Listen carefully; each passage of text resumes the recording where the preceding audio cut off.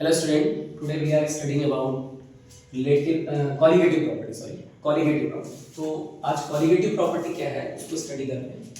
तो colligative property है आपका that is the property of solution. इसको हिंदी में colligative property को अनुसंगिक गुणधर्म भी बोलते हैं. ठीक है. तो that is the property of solution. ये solution की एक property है. विलयन जो होता है जिसे कहते हैं solution, उसकी एक property है. अब जैसे यहाँ नेम से गुजर रहा है colligative property, हिंदी में इसको जैसे आपका ये है कि अनुसंख्य गुणधर्म भी कहते हैं. ठीक है, गुणधर्म. तो अनुसंख्यिक गुणधर्म या कॉलिगेटिव प्रॉपर्टी का मतलब जैसे यहाँ बता रहा है अनुसंख्य, अणुओं की संख्या. ठीक है, number of particles. Colligative properties means those properties which depend on the number of particles. अणुओं की संख्या पर निर्भर करती हैं. विलयन के वे गुण, सॉल्यूशन की वो property, those property of solution which depend on number of particles. ठीक है, depends on number of solute particle, not on the nature. Solute और सॉल्वेंट पार्टिकल के रेशियो पे या उनके नेचर पर डिपेंड करते हैं. ठीक है, उनके नेचर पर डिपेंड नहीं करते हैं. पार्टिकल्स के नंबर पर डिपेंड करते हैं, नेचर पर डिपेंड नहीं करते हैं. नंबर के जैसे मान लीजिए कि कोई आप कहीं जा रहे हैं तो बड़ों के साथ बच्चा है, अगर वो एक 5 ईयर से 10 ईयर से ऊपर हो जाता है तो उसका भी टिकट पड़ जाता है. तो वहां पर डिपेंड नहीं करता कितना छोटा है कितना बड़ा है. तो ऐसे यहाँ पर नंबर्स पर डिपेंड करता है कि नंबर्स कितने हैं, मोल्स के नंबर एक्चुअली.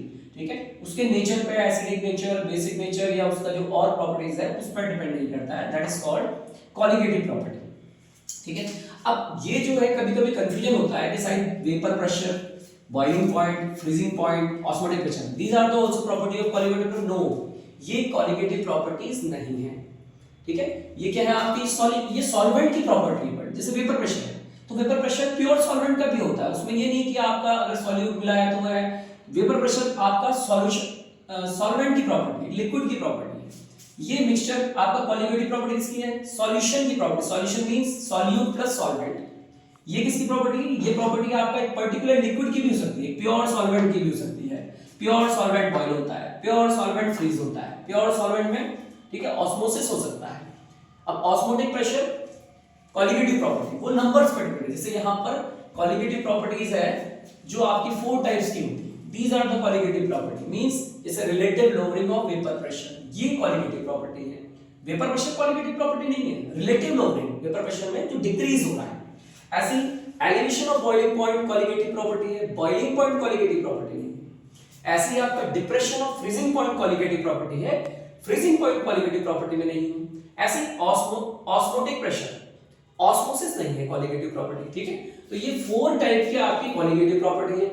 इस कॉलिगेटिव प्रॉपर्टी का यूज क्या है? कॉलिगेटिव प्रॉपर्टी की हेल्प से हम मोलर मास, सॉल्यूट जो है आपका, उसका मोलर मास कैलकुलेट कर सकते हैं.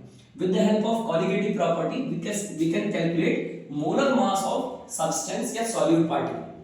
अब कॉलिगेटिव प्रॉपर्टी आपकी 4 टाइप की है. जैसे first colligative property that is relative lowering of vapour pressure. Hindi में अगर कहें तो वाष्प दाब का आपेक्षिक अवनमन.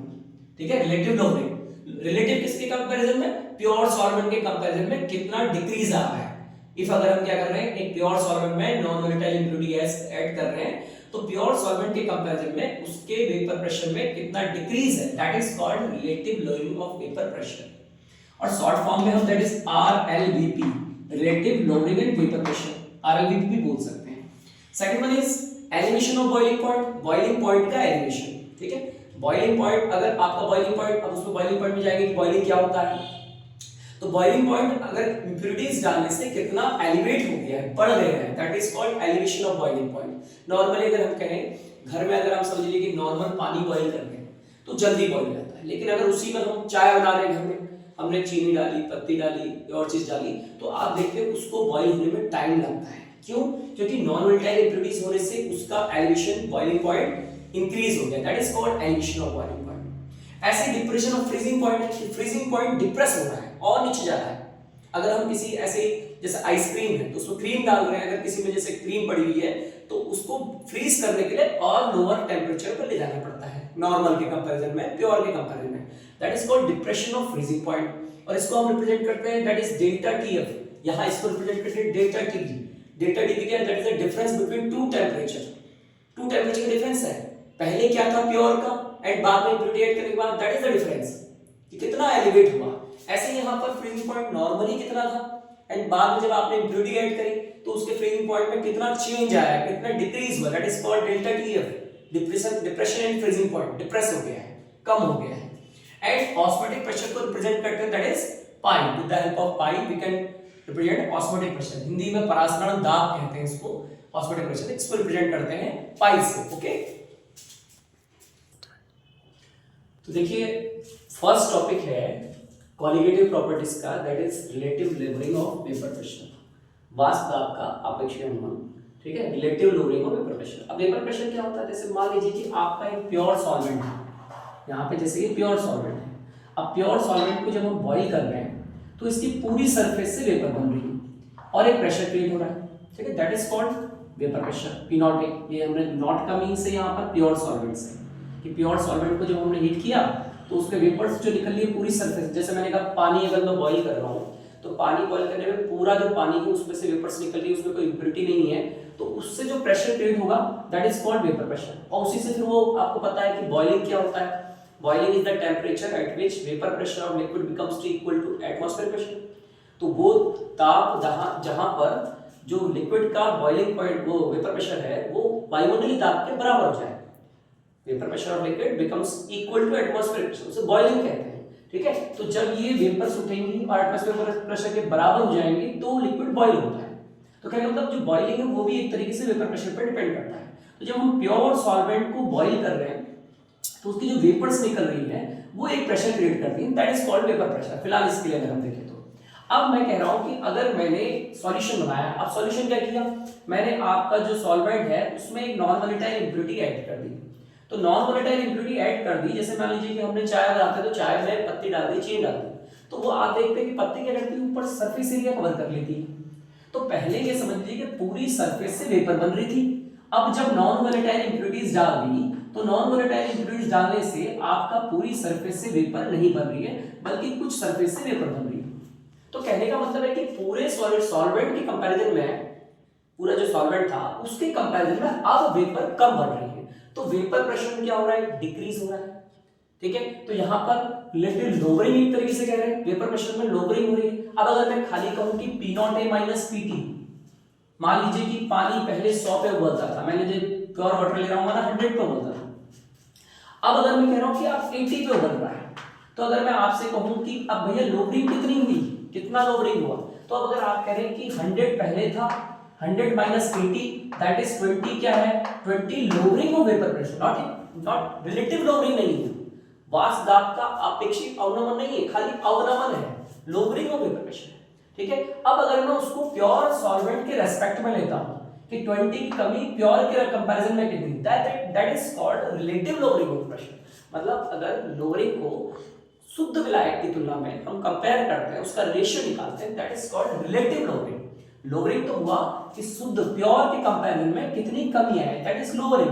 प्योर इतना था, अब इसमें से हमने क्या कर दिया, 20 की मान लीजिए कमी आई क्योंकि हमने इंप्योरिटी डाली तो इंप्योरिटी ने सरफेस एरिया कवर कर लिया, तो उतनी सरफेस से वेपर कम बनी। तो पहले के कंपैरिजन में वेपर प्रेशर में डिक्रीज हुआ, कितने डिक्रीज हुआ, मान लीजिए 20 डिक्रीज हुआ यहाँ पर, तो that is lowering of vapour pressure, not relative lowering. अब प्योर के कंपैरिजन जैसे आप मार्क्स निकालते हैं कि यार इसके मार्क्स इतने कम आए एंड प्योर के कंपैरिजन में कितने आए, that is called relative lowering. तो ऐसे ही यहाँ पर है कि प्योर सॉल्वेंट के कंपैरिजन में कितनी कमी आई, कितना डिक्रीज हुआ, that is called relative lowering.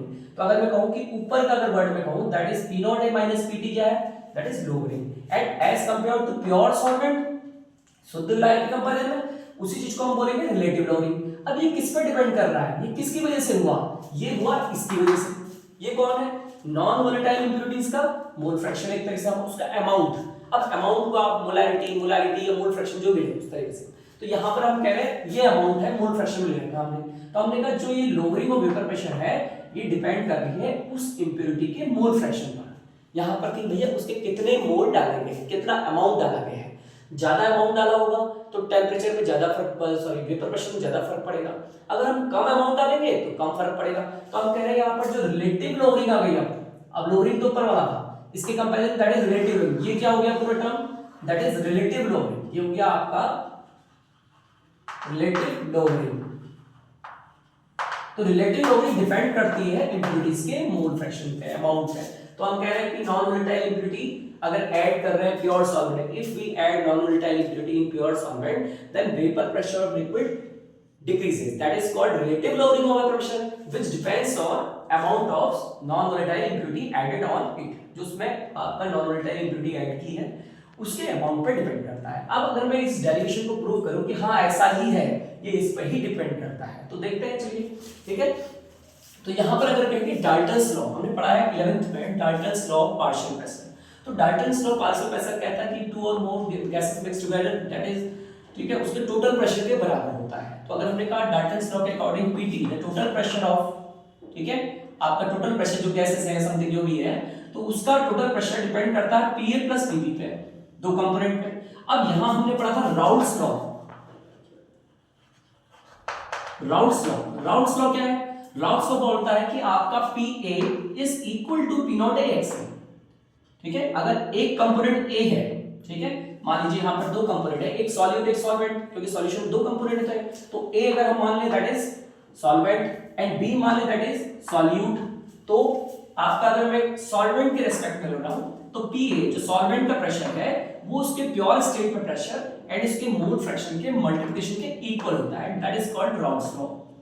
ठीक है, कि जो शुद्ध आपका जो सॉल्वेंट है विलायक है उसका वास्तव जो है उसकी शुद्ध अवस्था में जो वास्तव होता है और उसके मोल अंश के गुणनफल के बराबर होता है, क्या? पीए। वैसे भी आप समझिए, देखिए पीए इज प्रोपोर्शनल टू, अगर मैं कहूं तो एक्स से होता है। अब यहां पर जब भी प्रोपोर्शनल बनाते हैं तो एक कांस्टेंट वैल्यू लाते हैं, तो कांस्टेंट वैल्यू यहां पर क्या है? Pure pressure. ठीक है, तो यहां आया आपका Raoult's law. Just a minute, अब यहां पर आया आपका ये Raoult's law, P is equal to P not A XA। ऐसे ही फिर सेम P के लिए that is PB equal to P not B XB। अब अगर PT फाइंड करें, PT total pressure is equal to P not A XA plus P not B XB, दोनों के एडिशन के बराबर है। बट यहां पर हमको पता है कि ये जो है that is non volatile impurity. Non volatile means जो वोलेटाइल नहीं होती, वेपर नहीं बनती, वेपराइज नहीं होती। अब जब नॉन वोलेटाइल है तो उसका प्रेशर क्या हो जाएगा? जीरो हो जाएगा, क्योंकि जब वेपर नहीं बन रही तो प्रेशर कहां से क्रिएट करेगी? ठीक है, तो यहां पर इसका प्रेशर जीरो हो गया। ठीक है, तो ये टर्म आपका जीरो हो गया। अब now PT total pressure depend कर रहा है आपका P नॉट ए XA पर, तो हमने कहा PT equal to P not A XA। अब हमको पता है मोल फ्रैक्शन का फार्मूला होता है that is XA plus XB equal to 1, और हम ये भी कह सकते हैं कि 1 अगर हम कहें हमें बाय चांस XA निकालना है तो हम कह सकते हैं चाहिए भी बोलते हैं XA XB, मैंने अपनी इजी करने के लिए किया है, अदरवाइज इसको चाहिए भी बोलते हैं x XB को, तो आप इजी वे में बोलने के लिए उसको x XB बोल सकते हैं। तो XA equal to 1 minus XB भी बोल सकते हैं। तो हमने यहां वैल्यू रख दी कि XA की जगह दैट इज 1 माइनस XB, तो PT equal to P not A that is 1 minus XB। अब ये PA यहां ठीक है डिवाइड में ले आते हैं, तो PT upon P not A equal to 1 minus XB। अब ये 1 को यहां ले आते हैं तो दैट इज 1 इधर अगर आएगा तो दैट इज साइन चेंज हो जाएगा, तो PT upon P not A minus 1 equal to minus XB। अब साइन चेंज कर रहे हैं, XB प्लस का हो जाएगा एंड ये माइनस का है तो ये प्लस का हो जाएगा, तो यहां पर आ गया 1 minus PT upon P not A equal to XB। अब इसको आपने क्रॉस मल्टीप्लाई किया तो P not A minus PT upon P not A equal to XB। तो जो हमने वहां एक्सप्रेस किया था कि that is lowering of vapour pressure and that is overall relative lowering of vapour pressure, वो डिपेंड कर रही है उसमें जो इंप्योरिटी एडेड है। ठीक है, तो यहां पर relative lowering of vapour pressure depend करता है non volatile impurity added on it. ठीक है, अगर इसकी डेफिनेशन क्या है, ये डेफिनेशन क्या है आपका relative lowering of vapour pressure की, तो आपका आएगा कि if we add a non volatile impurity in pure solvent then vapour pressure of liquid decreases as with respect to solvent and that is called relative lowering of vapor pressure। means अगर हम कहें कि किसी शुद्ध विलायक में हमने अवाष्पशील अशुद्धि मिलाई तो उसके वास्तव में शुद्ध विलायक की तुलना में कमी आती है जो उसमें घोली गई अवाष्पशील अशुद्धि की मात्रा पर निर्भर करती है। ठीक है, जिसे हम क्या कहते हैं वाष्पदाब का आपेक्षिक अवनमन एक तरीके से। तो वाष्पदाब का आपेक्षिक अवनमन उसमें घोली गई अवाष्पशील अशुद्धि की मात्रा पर निर्भर करता है। ठीक है, यहां पर relative lowering of pressure depend करती है उसमें non volatile impurity added on it. ठीक है, तो डेफिनेशन भी आपको मैंने बता दी कि if a non volatile impurity is added in a pure solvent then vapour pressure of liquid decrease with respect to pure solvent, that is called relative lowering of vapour pressure. ठीक है, तो ये आपका डेरिवेशन आएगा, फिर इससे आगे को आपका फॉर्मूला ड्राइव होगा एंड इसमें न्यूमेरिकल्स आएंगे। ठीक है, तो फिलहाल आज के लिए ये, थैंक यू।